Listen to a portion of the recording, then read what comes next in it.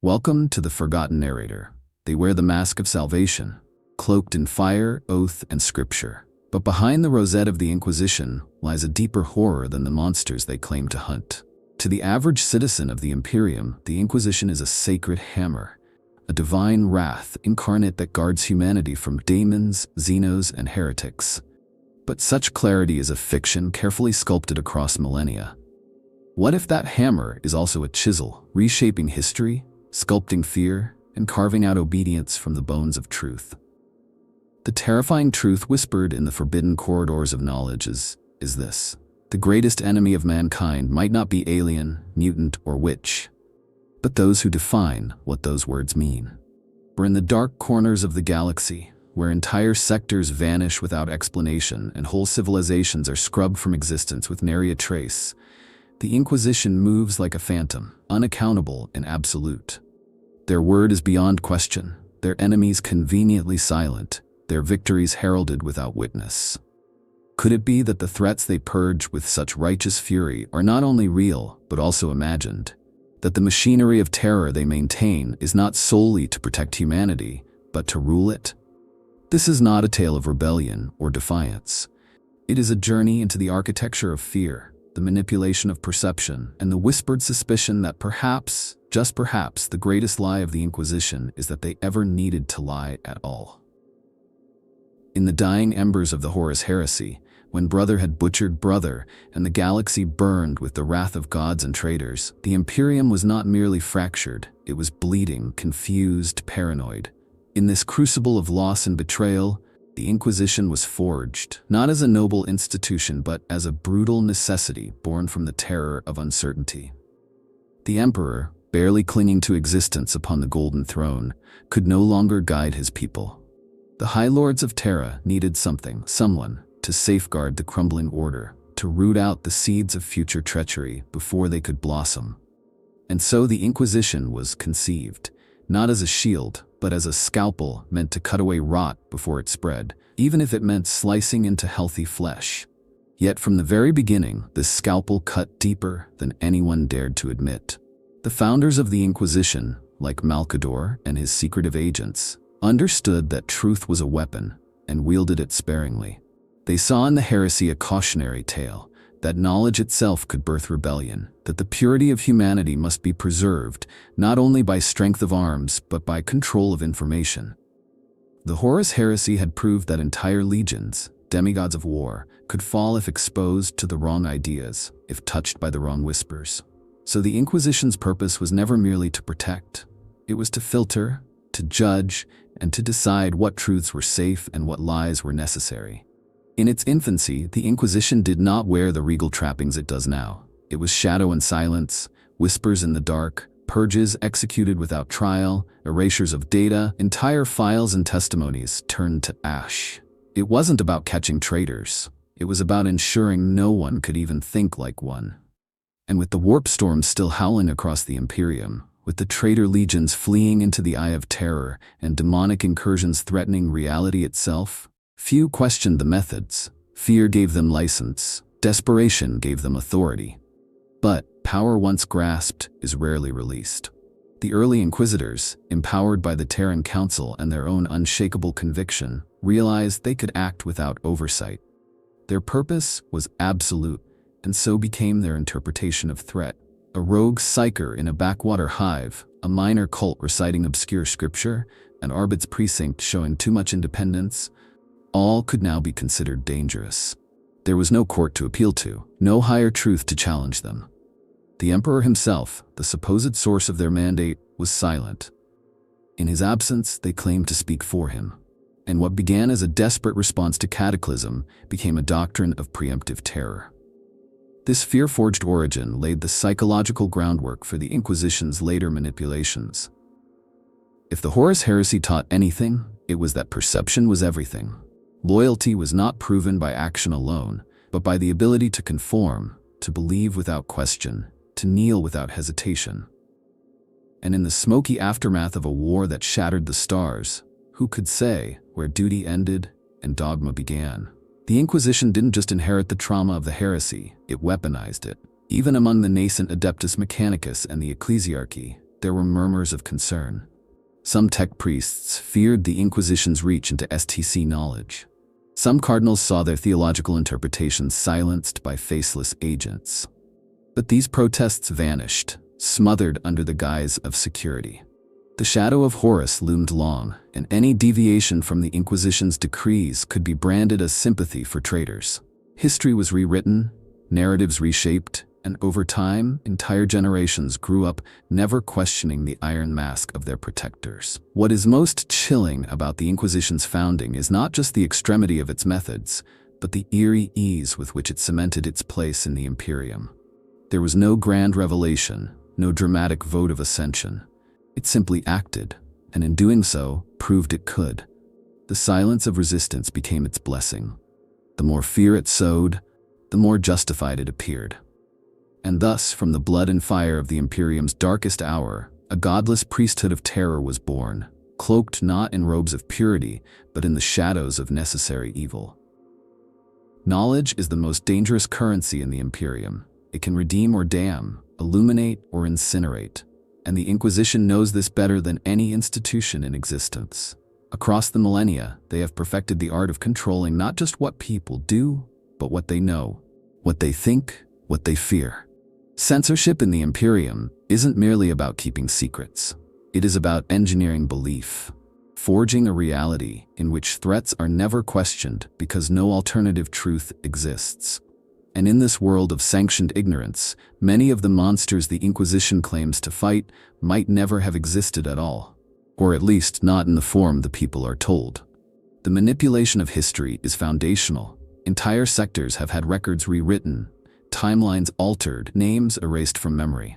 What was once a political movement or a disillusioned military rebellion is transmuted into a cult of heretics or a chaos incursion. It's not simply about labeling dissenters as dangerous.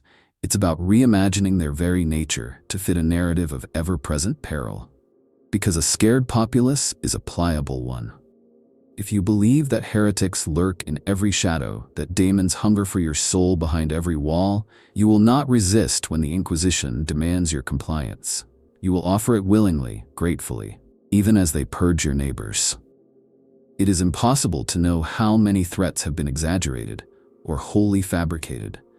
The Inquisition claims to deal with horrors that no other arm of the Imperium even comprehends, and their operations are classified by default.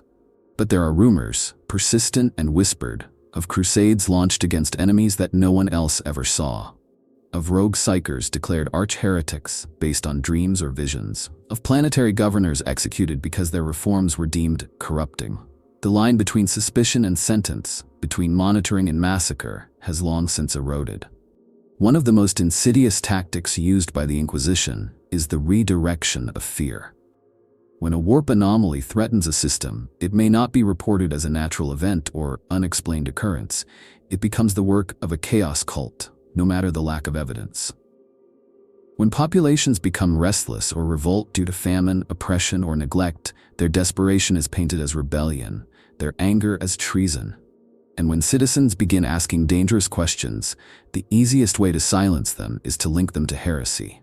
Fabricated signs, anonymous denunciations, forced confessions, all are tools in the Inquisition's arsenal. And once the gears begin turning, the truth is irrelevant. A guilty mind can always be discovered after the fact. The cultural manipulation is equally thorough. Children are raised on cautionary tales of mutants and witches, of demonic possession striking without warning. Vox programs, religious sermons, even architectural design reinforce the idea that obedience is the only path to survival. The very language of the Imperium has been molded to enforce this. The term heretic has no neutral usage. To be accused is to be condemned.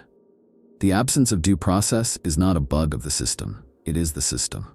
And then there's the concept of the hidden war, that eternal, invisible conflict the Inquisition supposedly fights every hour of every day. It is the justification for their secrecy, their brutality, their unchecked authority. But what if this war is not always real? What if, in many cases, it is staged? A heretical tome discovered just in time to justify a raid. A demonic manifestation sensed by an inquisitor alone. An entire population of mutants exposed, when in fact they were simply genetically divergent. The Inquisition has both motive and means to fabricate these scenarios, and without oversight, who can prove otherwise? The tragedy lies in how effectively this system reinforces itself. The more fear the Inquisition generates, the more it can act in the shadows. The more it acts in the shadows, the more it must hide its methods. And the more it hides its methods, the more reliant the Imperium becomes on accepting the Inquisition's version of reality. Truth becomes a weapon, but one wielded against the innocent as often as the guilty. Doubt itself becomes heresy, and once that happens, even the act of questioning a lie is enough to destroy you. There may well be real horrors in the galaxy. There are daemons, there are cults, there are forces that seek the annihilation of humanity. But what the Inquisition has done is blur the boundary between truth and myth, between vigilance and control. Every true threat becomes a justification for 10 false ones. Every real heretic becomes the seed of 1,000 fictional conspiracies. And every inquisitor becomes not just a hunter of evil, but its author, scripting fear across the stars, one lie at a time. The stories echo through the hive cities like grim fairy tales, of daemons clawing through walls, of possessed nobles speaking in tongues, of entire hab blocks purged after a child muttered the wrong prayer. The Ordo Malleus, stalwart hunters of the demonic, are both revered and feared for their terrifying duty. But how many of these exorcisms were real? How many daemon hosts were truly possessed, and how many were simply inconvenient people given over to the purifying flame? Behind the rosette, the line between truth and theater becomes disturbingly porous. There are dark theories, whispered even among the Scholastica Psychona, that many of the demonic hunts conducted by the Inquisition were elaborate pageants, sacrifices to fear rather than salvation. Imagine a world where the warped bleed is mild, where local clergy detect something unusual in a child's dreams, and panic spreads. The Inquisition arrives, armored and stern, and within days dozens are condemned. The child is burned, the cleric congratulated, and the world sings praises to the Inquisition's swiftness. But what if there was no daemon? What if it was a dream, a mundane psychic flicker misinterpreted? Worse, what if it was entirely fabricated?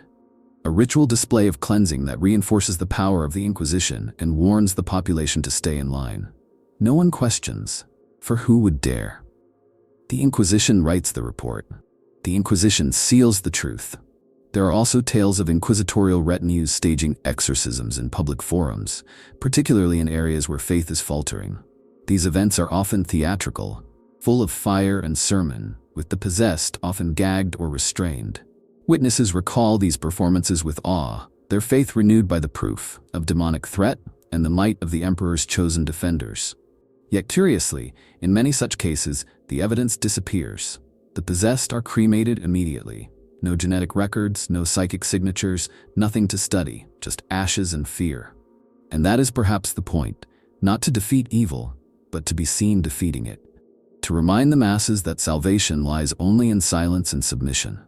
Even the rare cases that do reach public record are soaked in contradiction. Inquisitors declare victory over demons that leave no trace, planets purged for warp infestation without any secondary confirmation. Entire populations disappear into containment protocols with no survivors or recordings. If daemons were truly so frequent and so overt, the galaxy would be utterly consumed. But if they are rarer than claimed, or different in nature than described, then the Inquisition has a motive to create a narrative that fills in the gaps with fear. The black ships, too, become part of this myth-making apparatus. Ostensibly tasked with transporting psychers to Terra for the Astronomicon, their operations are often shrouded in secrecy. Some theorize that the worst fates are reserved not for the unstable psychers, but for those who resist the narrative, scholars, dissenters, or thinkers too curious for their own good. Branded as latent witches, they vanish aboard the black ships, never to be heard from again, and in their place only the message remains. Do not question, or you too will be labeled demon-touched. There are dark jokes among the lower ranks of the Astra Militarum, spoken only in hushed tones. If your regiment fails, it's heresy. If your regiment wins too well, it's corruption. These grim witticisms capture a painful truth, that sometimes the accusation of demonic influence has less to do with warp phenomena and more to do with political utility. a commander who grows too popular, a planetary defense force that becomes too independent, a governor whose policies challenge ecclesiarchal authority, all can be swept aside with a whisper of demonic taint. And once the accusation is made, no defense matters. The Inquisition has arrived, and the end is already written. It's worth contemplating the psychological effect of this. By staging false exorcisms and phantom hunts, the Inquisition fosters not only obedience, but paranoia. If a daemon can manifest anywhere, if any soul can be corrupted, then no one is safe. And thus, everyone must be watched. The populace becomes its own warden. Families betray each other out of fear. Children are taught to report strange dreams before they learn to read. The very fabric of society becomes a net of suspicion. And in such a world, truth becomes a luxury no one can afford. The most tragic irony is that by inventing enemies to justify its power, the Inquisition may have become blind to the real threats. When every dissenting voice is silenced as heresy, how many true warnings go unheeded? When the smoke of false exorcisms chokes the skies, how many real daemons pass unnoticed? And when the hammer falls not upon the wicked but the weak, who then defends humanity from itself? There's a pattern woven through the histories of the Inquisition that few dare to speak of. A recurring script where the villains are conveniently untraceable, the evidence always circumstantial, and the victims perpetually voiceless. Nowhere is this more evident than in the purging of so-called cults, many of which have never been seen by anyone outside the Inquisition itself. These threats appear in remote sectors, are exterminated with extreme prejudice, and then vanish, sometimes entire cities with them. It begs the question, how many of these cults were ever real? And how many were conjured out of convenience, serving as a tidy pretext for the removal of undesirables or the reshaping of imperial society? Across the Imperium, minor deviations in behavior, clothing, or belief can be interpreted as signs of corruption. A group of workers in a hive world who share communal meals and talk about self-governance? A cult? A mining community that maintains its own local holidays? Tainted traditions. A research group that begins to question the validity of old star charts? Clearly heretical. These minor deviations, these faint signs of autonomy or independent thought, become grounds for extermination when filtered through the Inquisition's lens. And because the Imperium is so vast and communication so restricted, the wider galaxy never knows the truth. All that remains is the record, stamped and sealed, that a chaos-worshipping cult was purged for the good of mankind. The nature of these so-called hybrid cults is even more suspect. Genestealer infestations, in particular, are almost tailor-made for paranoia. The infection is hidden, the signs invisible, the threat undetectable, until it's too late, or so the story goes. But consider the implications. A planetary population can be deemed compromised by a single unverified psychic impression. Once that suspicion is made public, the Inquisition has license to act with absolute authority. A mass execution here, an orbital bombardment there, all under the guise of preventing a tyrannid vanguard from taking root.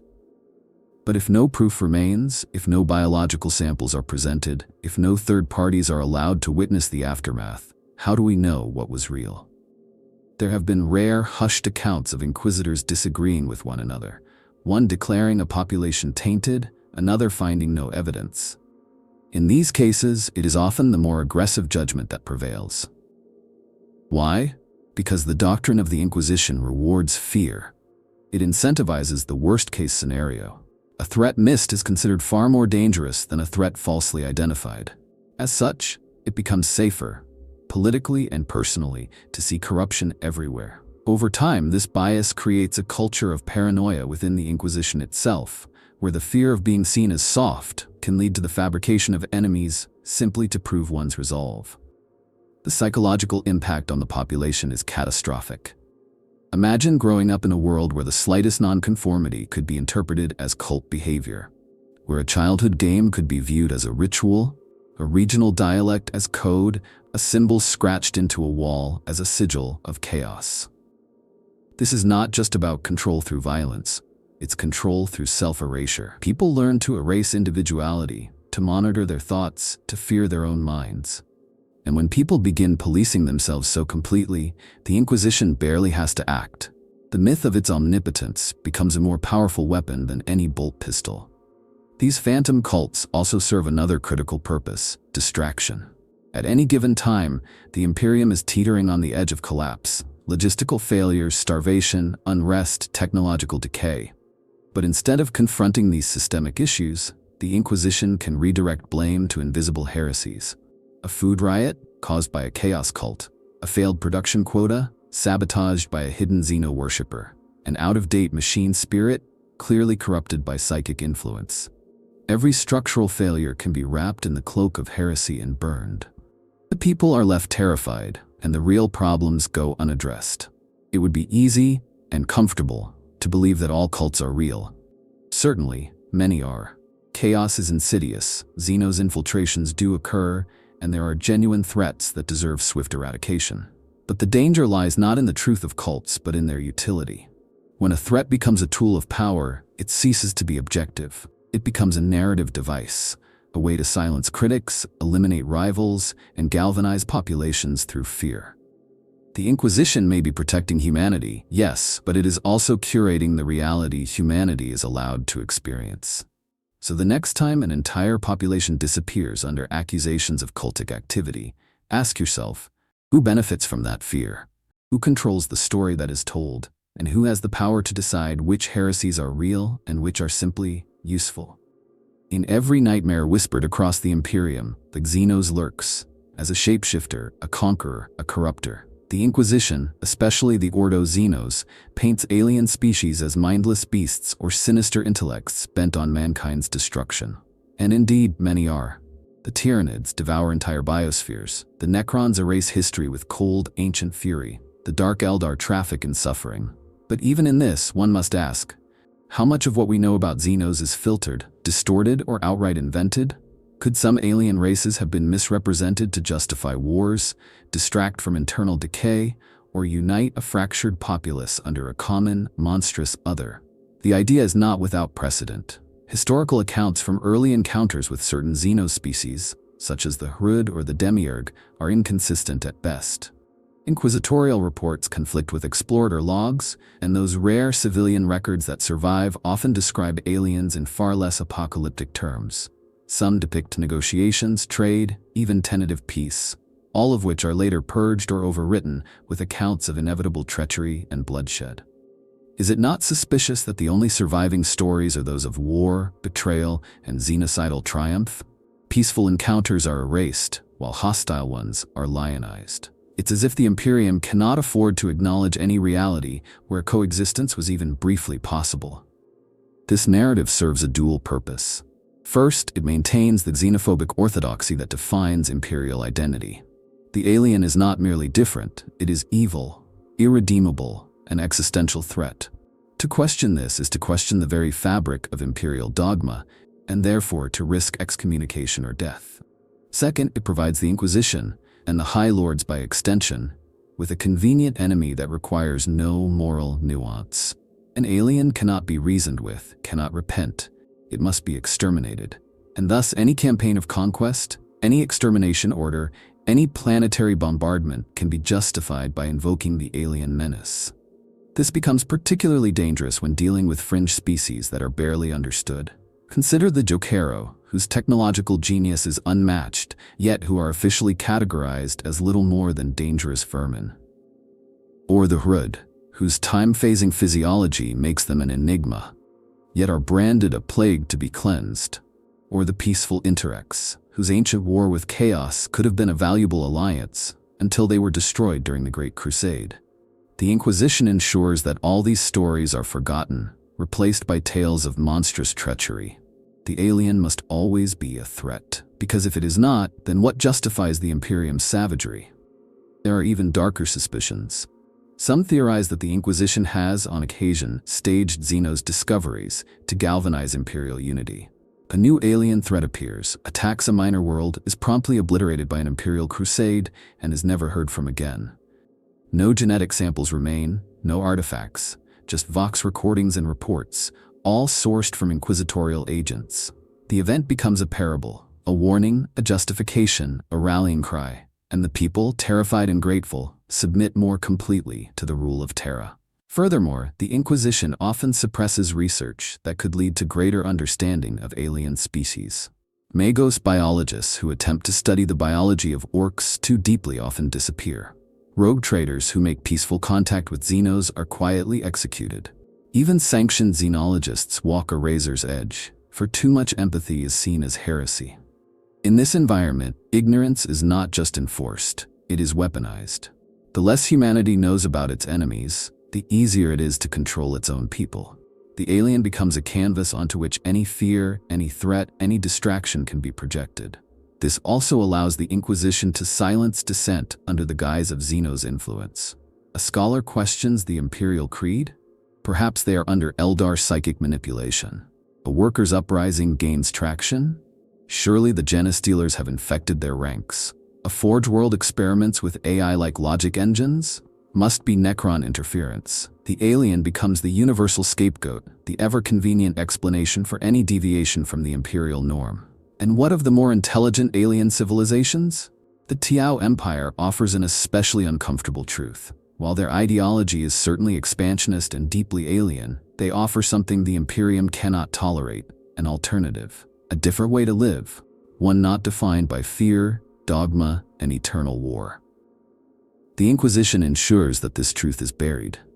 The Tau are depicted as mind-controlling monsters, soulless manipulators, degenerate Xenos bent on domination. Never mind that many humans have willingly joined them. Never mind that their worlds are often more livable than the hive cities of Terra. Their very existence challenges the lie that the Imperium is humanity's only hope. The tragedy is that by so thoroughly demonizing the alien, the Imperium has ensured that diplomacy is impossible. Even species that might offer insight, knowledge, or temporary alliances are destroyed out of reflex. The Inquisition cannot allow the idea of peace with the alien to take root, because if it does, the entire edifice of fear and control begins to crack. And so, whether they are real or invented, hostile or indifferent, the Xenos are condemned. Not because they are monsters, but because they must be. There is no spectacle in the Imperium more final, more absolute than an Exterminatus. The very word evokes planetary death writ large, a sanctioned end of all life on a world judged irredeemable. In theory, it is the last resort, a necessary evil employed only when the taint of chaos or alien corruption runs too deep. But as one delves deeper into the veiled records of the Inquisition, an unsettling pattern emerges. Some Exterminatus orders lack corroborating evidence. Some are carried out with alarming swiftness, others with suspicious silence. And in more than a few cases, the only witness to the supposed threat was the Inquisitor who signed the death warrant. There are countless dead worlds, ash-choked husks with no record of what truly transpired. The archives claim infestation, treachery, demonic uprising, but the specifics are often vague, redacted, or self-referential. A daemon incursion that left no warp traces, a Genestealer cult with no genetic remains, an act of rebellion that left no vox logs, no manifestos, no survivors. In some cases, the order is issued before a full investigation even begins. The justification? Preventative security, preemptive purity. In essence, fear of what might be. What this means is chilling. The Inquisition has the power to wipe out entire planetary populations, not because they have proof, but because they say the risk is too great. And with no one to question them, with no court of appeals, their word becomes execution incarnate. If a planet harbors rebellious ideas, if its leaders begin to diverge from strict orthodoxy, if its location becomes geopolitically inconvenient, it can be erased under the shadow of a fabricated threat. A hidden cult, a chaos taint, a Xenos artifact. The stories are crafted to fit the crime after the punishment has been delivered. This isn't simply paranoia, it is deliberate policy. By executing Exterminatus on questionable grounds, the Inquisition reinforces a terrifying precedent that no world, no matter how loyal, is beyond judgment. It ensures that governors rule through fear, that planetary lords never grow too confident, that loyalty is not rewarded but demanded. It is not just the burning of heretics, it is the ritual incineration of hope. The message that even innocence will not save you if suspicion falls upon your world. There are whispered legends of Inquisitors who used Exterminatus not to stop a threat, but to cover up one. Rogue Inquisitors experimenting with prescribed technology. hidden vaults of forbidden knowledge, secret deals with Xenos brokers. When the operation grows too dangerous, too visible, or too hard to control, the threat is exposed and the order given. The truth is lost beneath orbital firestorms. The dead cannot speak, and those who survive, if any, are deemed tainted and silenced permanently. The implications are devastating for interstellar trust. Every plea for help becomes a risk. Every transmission to the Inquisition may summon not salvation, but annihilation.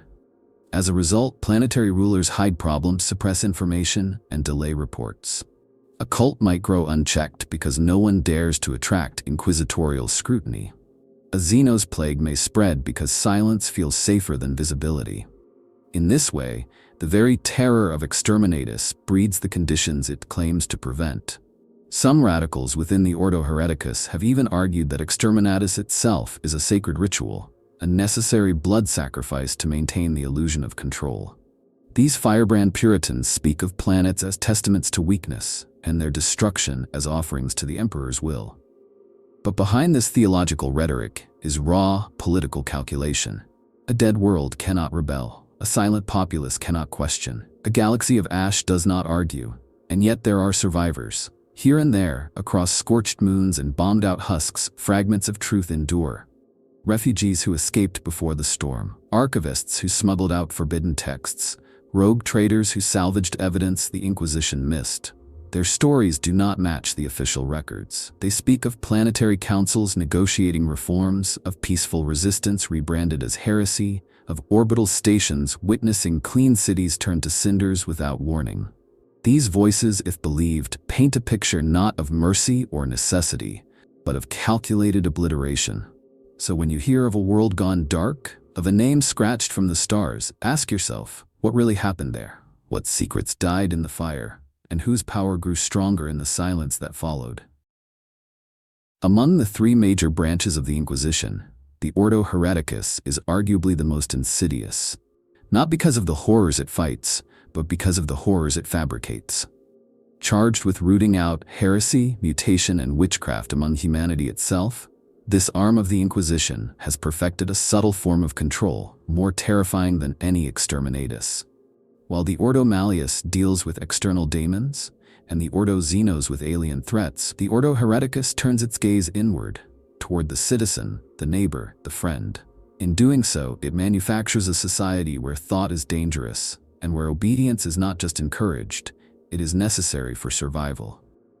The cult of obedience is not a formal religious institution, but a pervasive mindset cultivated through decades of indoctrination, fear, and ritual humiliation. The Ordo Hereticus doesn't simply seek to destroy heretics. It seeks to create an environment in which the very idea of heresy is omnipresent, shapeless, and always watching. In such a climate, the citizen does not ask if heresy exists, they ask where it is hiding. And if none can be found, someone is accused regardless.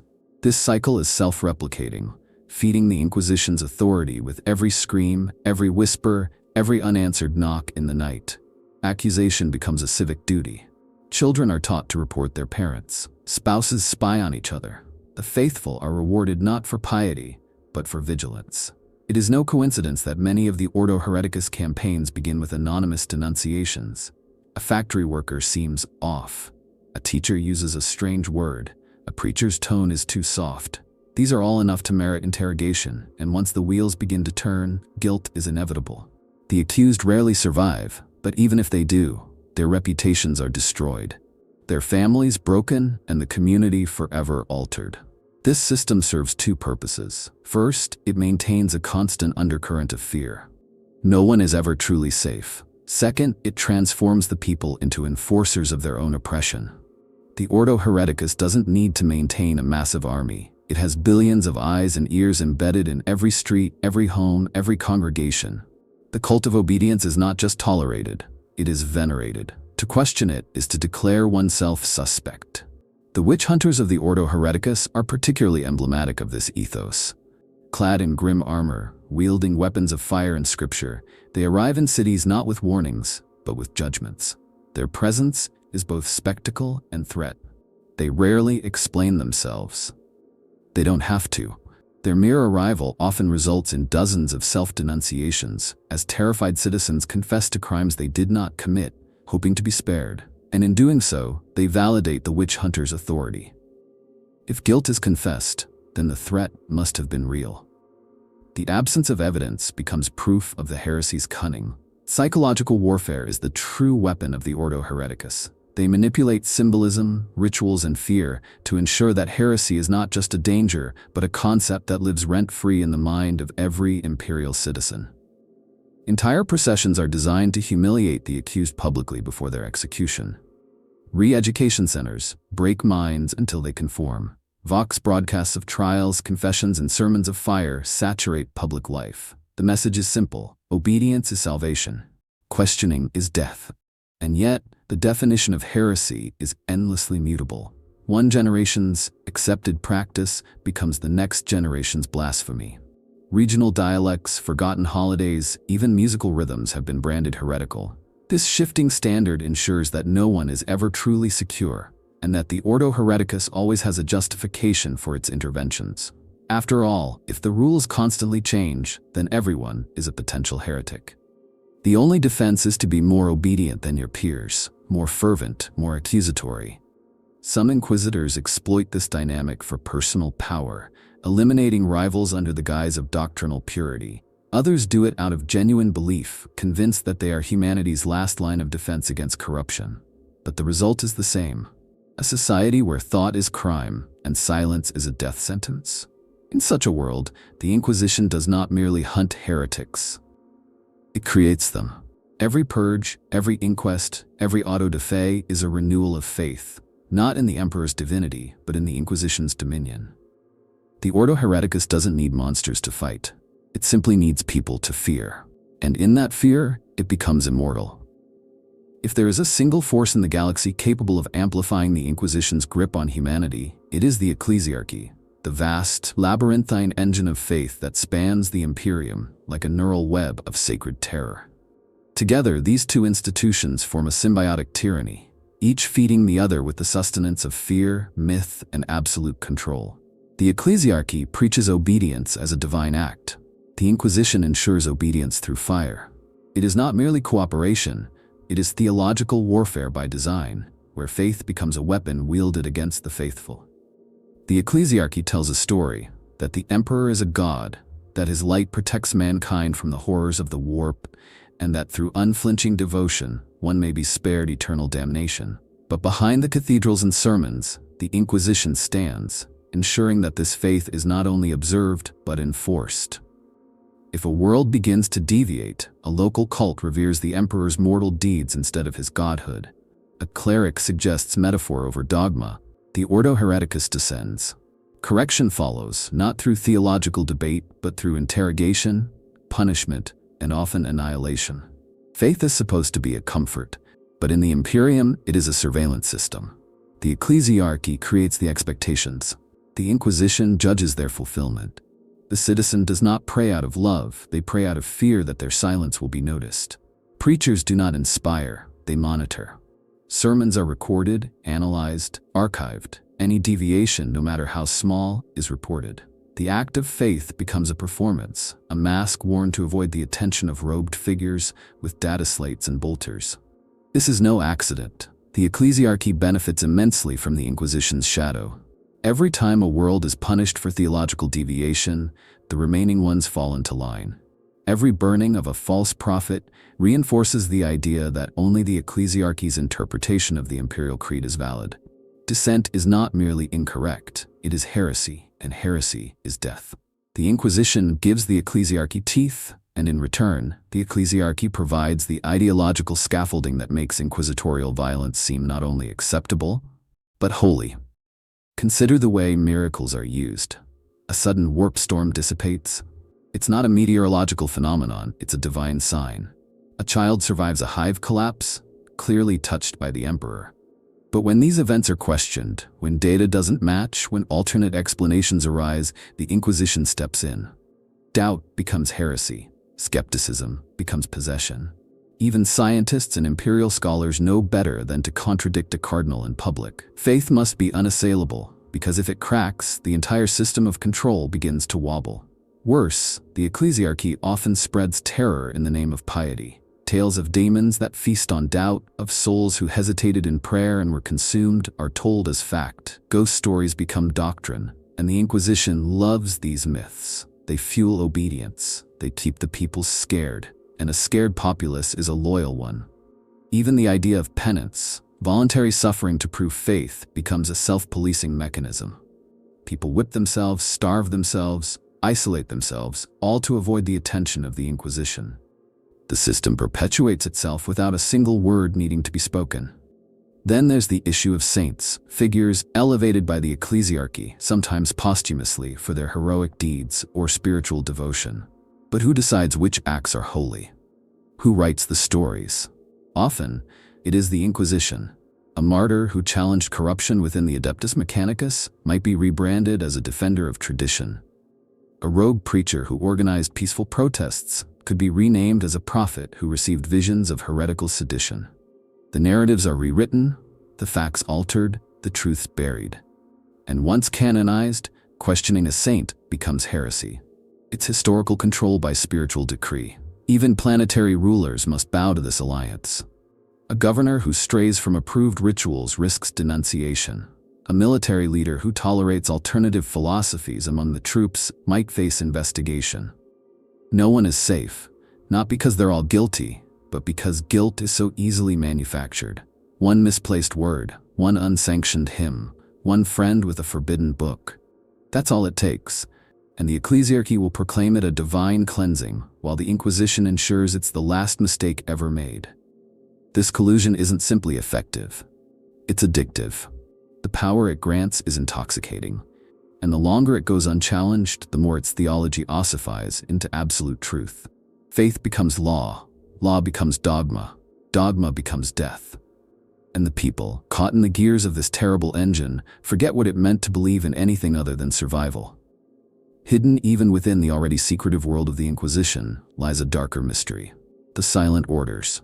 These are not branches like the well-known Ordo Malleus or Ordo Hereticus, but rather unofficial cabals, internal factions that do not announce themselves, whose agendas are not defined by public mandate. They manipulate from within, steering the Inquisition like the rudder of a ship made of silence and fire. And the terrifying truth is this: these factions may not be aligned with humanity's salvation at all. Some serve visions of absolute control, others secret philosophies that border on heresy, and a few perhaps do not serve the emperor at all. Within the Inquisition, power attracts ideologies like gravity.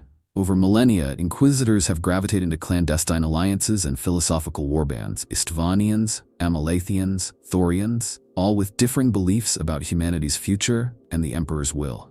But beyond these, there are quieter, less defined networks. Groups that do not publish manifestos, that do not debate at conclaves.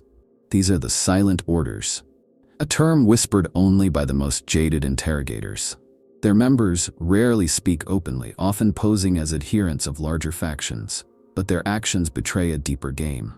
A pattern of assassinations here, a misdirected crusade there, a purge of records in an otherwise unimportant archive world. And in the gaps, a strategy begins to take shape. Some suspect that these factions believe the Inquisition must not merely protect the Imperium, but become it. That the High Lords of Terra are obsolete. That even the Adeptus Astartes are liabilities. In this view, the Inquisition alone is pure, incorruptible, and destined to rule in the Emperor's name. This total authority doctrine, as it's sometimes called in intercepted missives, seeks to subtly undermine all other power structures. And if that means fabricating threats to remove rivals, manipulating conflicts to weaken Segmentum Militarum command, or allowing uprisings to simmer until they justify a full Inquisition takeover, so be it. The ends justify the control. Even more disturbing are the theories that some silent orders revere the warp itself, not as something to be destroyed, but as a force to be harnessed. These inquisitors study chaos not with revulsion, but with cold calculation. They consider daemons a natural part of the universe, not inherently evil, but misunderstood tools. They don't deny the danger, but they believe that with enough discipline, knowledge, and selective sacrifice, the warp can be tamed. These are the most dangerous inquisitors alive, not because they summon demons, but because they don't need to. They summon belief, shape perception, and whisper into the ears of the faithful while wearing the Emperor's rosette.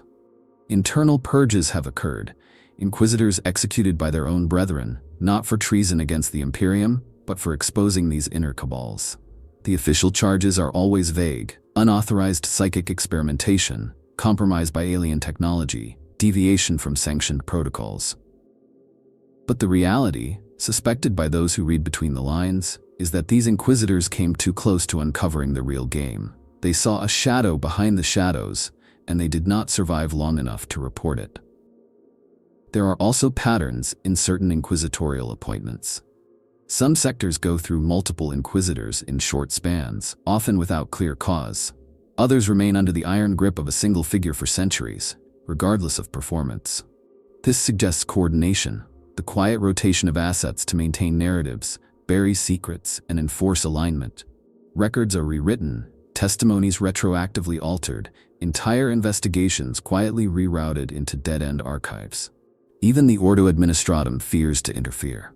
To question a silent order is to disappear. The methods are surgical. Propaganda, assassinations disguised as chaos accidents, containment zones that never reopen.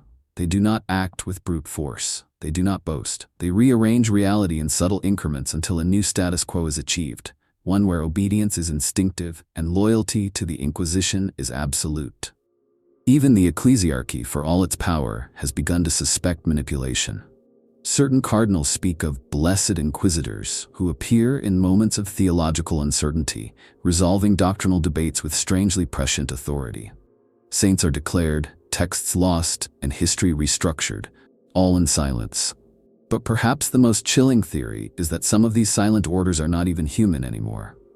If an inquisitor lives long enough, sees enough horror, and uses too many forbidden tools, what do they become? A being shaped not by compassion or fury, but by function alone. Their emotions carved away by decades of sanctioned atrocities. Their purpose narrowed to a single directive: preserve power. It doesn't matter if the threat is real, only that it can be used. In such a world, truth is not merely a casualty, it is a controlled substance, distributed sparingly, administered strategically, and always with a hidden cost. There is no peace in the Imperium, only fear. And that fear is not a side effect of war or the cruelty of Xenos and heretics. It is the fuel upon which the Inquisition thrives. The institution is not merely a response to external threats. It is a machine built to produce fear, refine it, and deploy it with surgical precision. This fear engine, as some dissident scholars have come to call it, is the true heart of the Inquisition, the mechanism by which it sustains itself across millennia, empires, and extinction events. For in a galaxy so vast and unknowable, it is fear, not truth, that ensures the Inquisition's survival. The brilliance of this system lies in its self-reinforcing nature. The Inquisition claims there are threats humanity cannot comprehend. It then declares all knowledge of those threats forbidden. Any attempt to investigate is labeled heresy, and thus the only source of truth becomes the Inquisition itself. They create the mystery, forbid the answer, and then offer protection from the very danger they refuse to define. It is a circular theology of terror and Ouroboros of obedience, and it is devastatingly effective. This is not merely paranoia. It is institutional strategy. When fear becomes the lens through which all reality is filtered, every reaction to that fear justifies further control.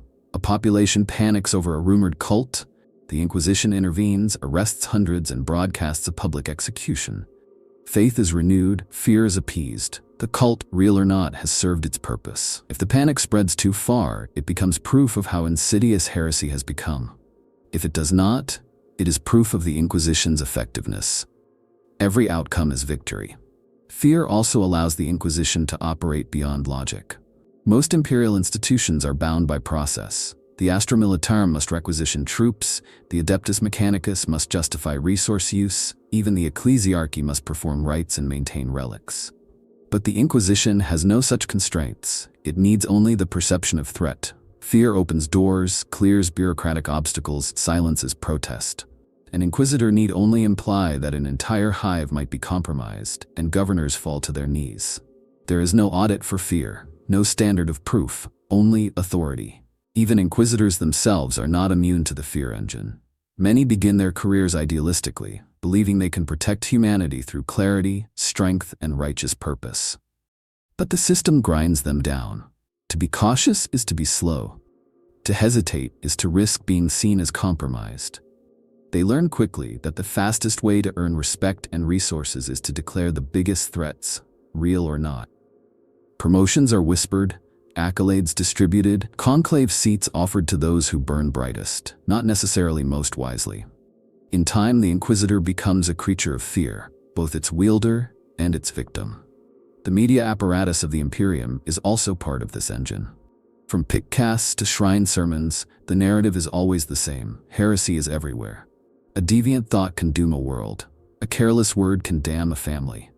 This omnipresent messaging does more than enforce silence. It generates anxiety, a constant low-level dread that makes people more suggestible, more compliant, more desperate for guidance. In a galaxy this brutal, comfort becomes a weakness. And so the Inquisition offers no comfort, only vigilance. And because the threats are unseen, the fear never fades. A daemon can be anywhere. A cult can hide in any hab. A mutant can be your friend. The war never ends. The enemy is eternal. This perpetual vigilance becomes the culture itself. People do not just obey the Inquisition. They become extensions of it. Every citizen a spy. Every family a tribunal. Every community a prison. The population internalizes the Inquisition's voice, learns to think in inquisitorial terms, and in doing so, becomes easier to manage. But perhaps the most horrifying aspect of the fear engine is its scalability. It works just as well on a city as it does on a sector. It can be adapted to planetary populations, hive worlds, shrine worlds, even entire crusades. The methods are modular. Identify an ambiguous threat, restrict access to information, issue punitive displays of authority, and reinforce ideological purity. Rinse and repeat. The enemy doesn't need to exist. The structure remains the same. In fact, the absence of a real threat is often preferable. A real enemy might fight back, leave survivors, tell their side of the story. A phantom enemy cannot be defeated, and thus the fear never fades. Some within the Inquisition justify this machinery with cold logic. They argue that humanity is fragile, that the truth would break it. Better to maintain the illusion, they say, than risk collapse. But this too is self-serving. It assumes that the people cannot endure, that only the Inquisition can. It is the ultimate arrogance, the ultimate circular justification. We lie to protect you from the truth. And if you question the lie, you prove that you cannot be trusted with the truth. In the end, the fear engine is not just a tactic. It is a philosophy, a design, a worldview. It does not ask to be understood, only obeyed. And the longer it runs, the more powerful it becomes. Because fear, once internalized, no longer needs to be imposed. It perpetuates itself. And thus the Inquisition endures, not in spite of fear, but because of it. Every empire has its cost, and in the Imperium, that cost is measured in lives, not of soldiers on the battlefield, but of innocents sacrificed in the name of control. For all the high-minded rhetoric of vigilance and salvation, the Inquisition has built its dominion upon the ash of entire populations that were not guilty, but simply inconvenient. The human cost of inquisitorial supremacy is not an accident. It is a strategy, a deliberate calibration of who may be allowed to live and who must be silenced to maintain the illusion of safety. There are countless examples. Hive blocks condemned for hosting latent psychers that turned out to be misdiagnosed. Penal colonies exterminated after false reports of heretical texts, later revealed to be ancient standard template documents misinterpreted by fearful clergy. Even military outposts sterilized because a single Adeptus Mechanicus Magos reported unusual energy readings, which were, upon deeper analysis, completely harmless. But those deeper analyses came too late. The extermination had already occurred. The Inquisition had moved on. This is the tragedy that no one speaks of. The thousands, perhaps millions, who die not because they sinned, but because their deaths were useful. The message of their demise was more important than the truth of their lives. To the Inquisition, these people are not individuals. They are variables, pressure valves for public fear, warning signs to potential dissenters, sacrificial offerings to the machinery of control. Their names are redacted, their stories erased, their cities repurposed or buried under new administratum designations. In some cases, their very planetary histories are rewritten, retroactively populated with imaginary heresies to justify what was done. The psychic toll is immense. Survivors often suffer from debilitating trauma, plagued by guilt for simply surviving a purge they did not understand. Families are torn apart by suspicion. Communities collapse under the weight of collective punishment. Inquisitors never return to explain. They do not apologize. They leave only fear behind, and that fear metastasizes, breeding new cycles of paranoia and betrayal. Some of the most brutal inquisitorial massacres were not intended to eliminate threats. They were intended to create obedience through grief. The legal mechanisms of the Inquisition are so vague, so malleable, that almost anyone can be declared suspect under the right conditions. A governor who fails to report an economic downturn may be accused of hoarding resources for heretical cabals. A scholar who questions the origins of ecclesiarchal doctrine may be declared a proto-traitor. A population that fails to express sufficient zeal during the holy day may be deemed spiritually compromised. The criteria are not fixed. They are adjusted based on the Inquisitor's goals. And once the gears of accusation begin turning, there is no escape. Perhaps the most horrifying aspect of this is how often the people collaborate in their own destruction. They denounce their neighbors, not because they are evil, but because they are afraid. They participate in public purgings, believing that by showing zeal they will avoid suspicion. But the Inquisition sees through this. It sees only opportunity. The more people turn against each other, the easier it is to rule them. And so the Inquisition allows, even encourages, false accusations, knowing that the collateral damage only reinforces its narrative of omnipresent threat. This human cost is often sanitized by the language of duty. They were sacrifices, martyrs. They died so others might live. But this is not truth. This is propaganda. The people who die at the Inquisition's hands are rarely remembered, because remembering them would require acknowledging that they were not monsters, but people. Children who played, parents who loved, workers who toiled for the good of their world. These are not names inscribed in cathedrals. They are names erased so that others may sleep in fearful ignorance. The question is not how many lives the Inquisition has saved. The question is how many it has destroyed to maintain the illusion of salvation. And if the number of destroyed innocents is greater than the heretics stopped, then what truly is being protected? Because if you dig beneath the ash of a burned city, you won't always find sigils of chaos. Sometimes you'll find school books, family heirlooms, half-finished cathedrals. Sometimes you'll find evidence not of corruption, but of life interrupted. Dreams shattered, not because they were dangerous, but because they were inconvenient to power. And in those moments, the line between savior and tyrant begins to blur beyond recognition. In the grim darkness of the far future, the greatest tragedy is not that mankind is at war. It is that mankind has forgotten why it fights.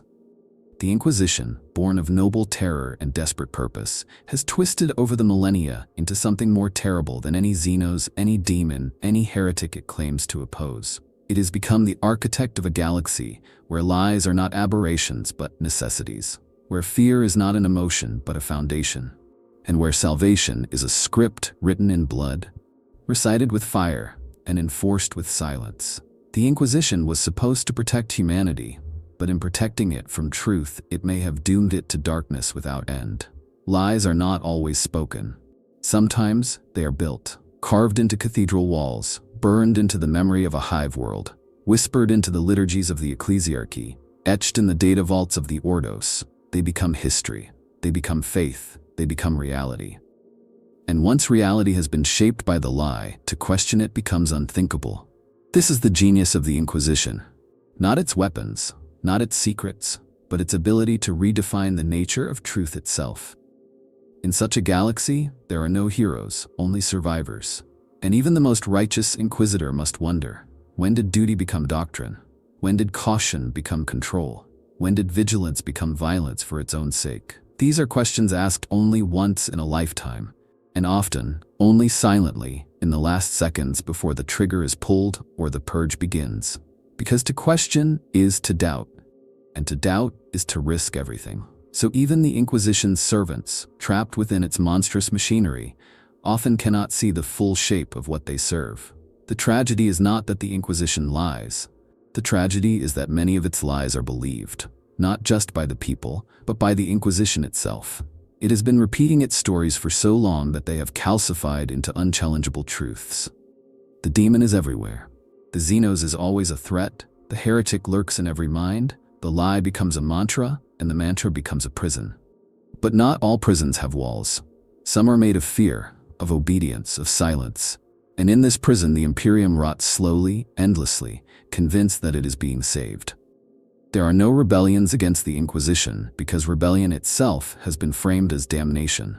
There are no alternatives because imagination has been strangled at birth. There is only the cycle. Accuse, purge, forget, repeat.